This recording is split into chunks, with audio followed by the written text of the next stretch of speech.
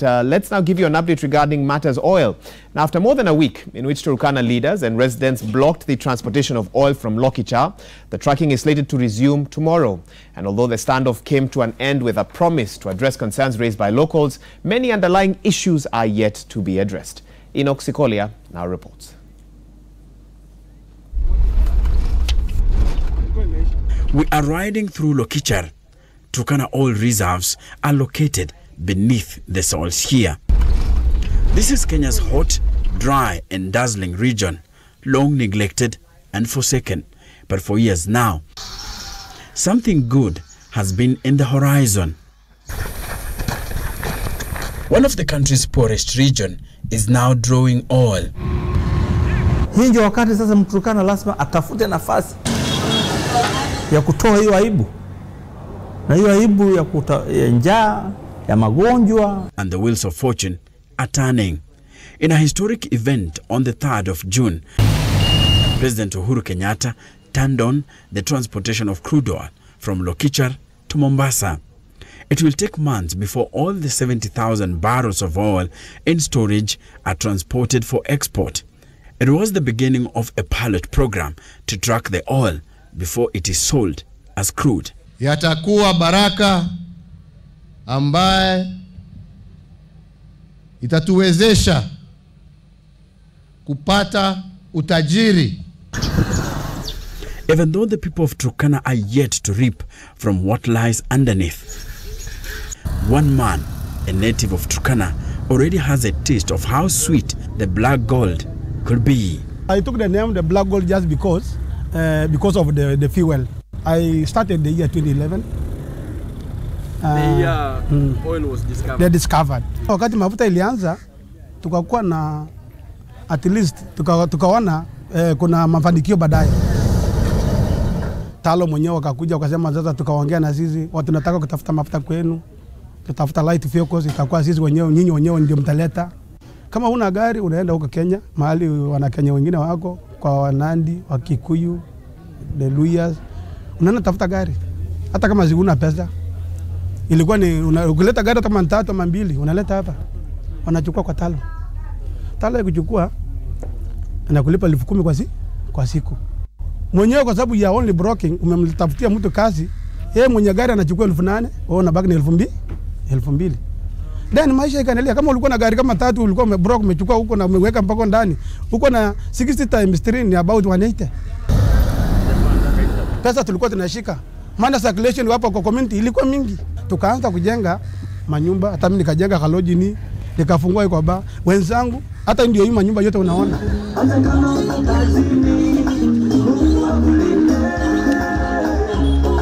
Watu walikuwa hapa. Kama hata uko na rental wanajaa. Ukiona lodging wanajaa. Kabaa kama hii wanakunywa. Lakini later on, maana light vehicle scheme ilikuja. Kisha we were done. Before the discovery of oil, Lokichar was a mere shopping center. 7 years after that announcement that put Kenya on the global attention as a possible oil producer, things are changing here.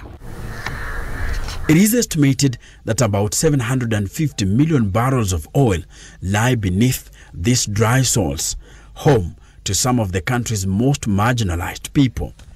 But things are changing in Lokichar. With the center becoming an investment magnet, land prices have shot up. Initially when I bought it was only 40,000. When it was a bare land. But now somebody can even buy at 800. I bought it the year 2007. Yes, from somebody again, an old mama here. By then nothing was there. You cannot, we never knew whether oil will come or nothing. Yes. Now life has come very better now.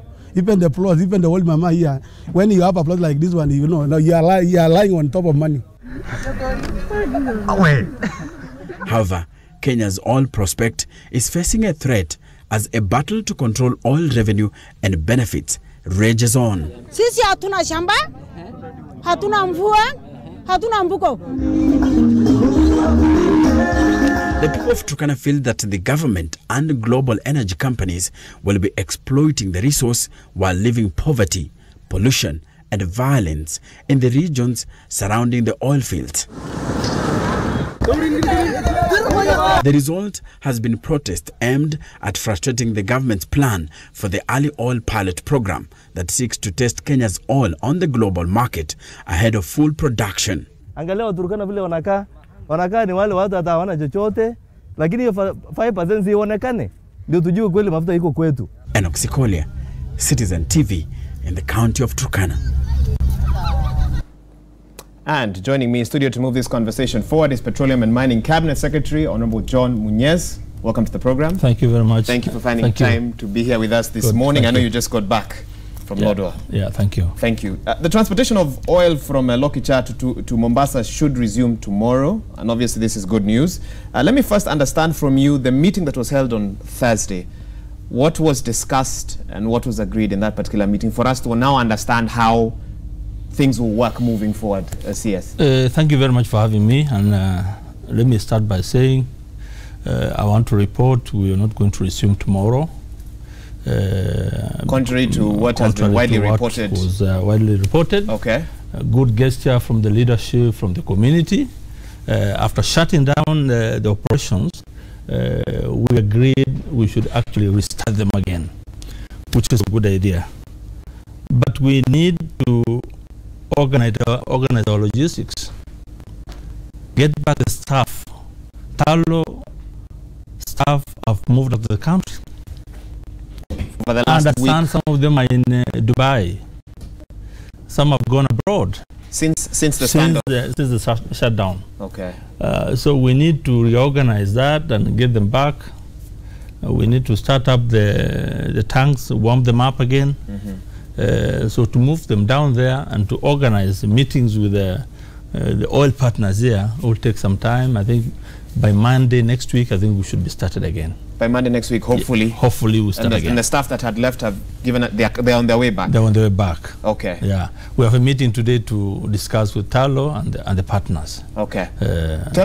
Tell me a little bit about the meeting that was held on Thursday. First of all, who was in that meeting? The meeting was a meeting of Interior, the State Department of Petroleum, which was myself and my team.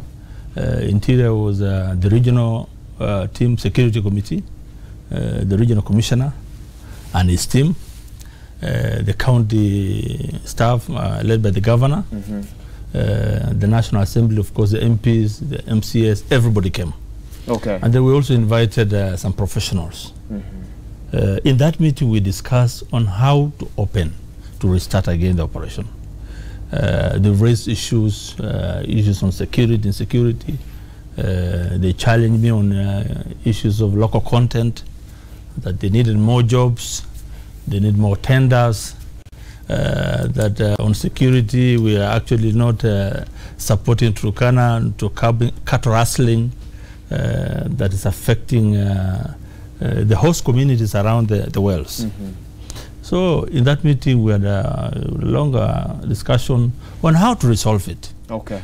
People understand it's important to benefit from this resource. So at the end of it, we all agreed, yes, let's start it again. And then we challenged the Interior to deploy. We've deployed.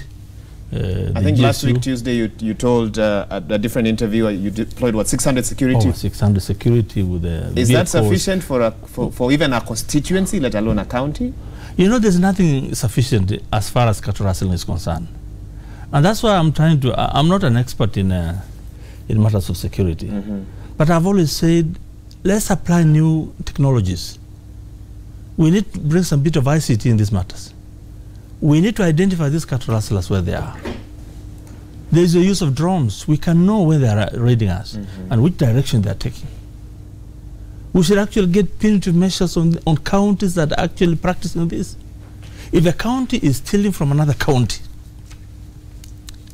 number X, and quantify that into millions, I want the Assembly, the National Assembly, to come with some laws that will stop people from doing that, discourage it.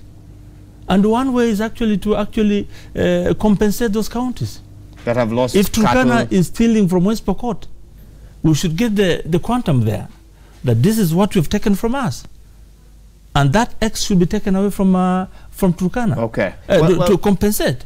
And that will stop it. It will discourage that county.